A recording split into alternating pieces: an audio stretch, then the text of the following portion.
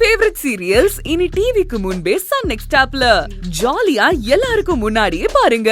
இப்பவே Sun next ஆப்பை download பண்ணி சப்ஸ்கிரைப் பண்ணுங்க. என் மகனோட நிச்சயத்தை நிறுத்த எனக்கு உதவி பண்ண என் புது பார்ட்னருக்கு எப்படி நன்றி சொல்றதுனே தெரியல. எனக்கு எதுக்கு நன்றி எல்லாம்? என்ன வெளியில எடுத்ததுக்கு நன்றி கடனா அந்த வீடியோவை உங்ககிட்ட கொடுத்தேன். எல்லாம் ஒருத்தருக்கு ஒருத்தர் பண்ணிக்கிற சின்ன உதவி தானே. ஆனா நாம இதுல அந்த வினோதினிய ஜெயிச்சிட்டோன்னு அவ்வளவு சாதாரணமால விட்டுறக்கூடாது. அவ மண்விழி பாம்பு மாதிரி எவ்வளவு அடிச்சாலும் நகர்ந்துகிட்டே தான் இருப்பா. எரிஞ்சு சாம்பல் ஆக்குனாதான் ஒழிச்சு கட்ட முடியும்.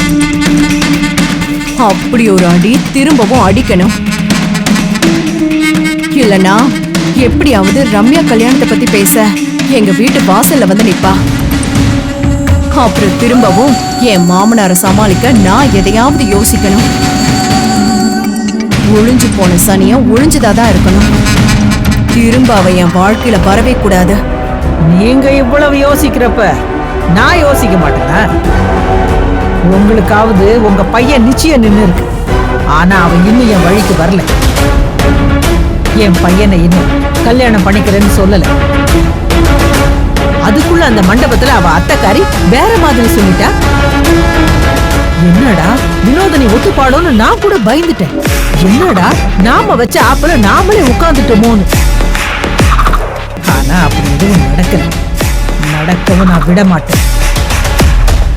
ஏன்னா என்னைக்கு அந்த வினோதனிய ஜெயிச்சு என் காலடியில நான் விழ வைக்கிறனோ அப்பதான் நான் அவளை விடுவேன். நீ என்ன வேணாலும் பண்ணு.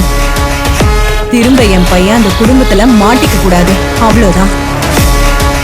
அதுக்கு என்ன உதவினாலும் உங்களுக்கு பண்ண நான் ரெடியா இருக்கேன். அதுக்கெல்லாம் உசாரா நான் அடுத்த ஆப்ப ரெடி பண்ணிதாமா வச்சிருக்கிறேன். இப்ப கூட அவ என் வழிக்கு வர்றதுக்கு ஒரு வாய்ப்பு கொடுத்துருக்கிறேன்.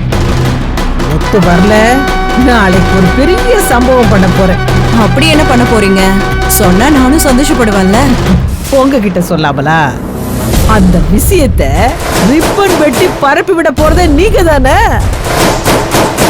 என்ன புரியலையா? புரியல. எல்லாம் நான் உங்களுக்கு கொடுத்த அந்த வீடியோ தான். அதுதான் கல்யாண மண்டபத்துல எல்லாருமே பாத்துட்டாங்களே.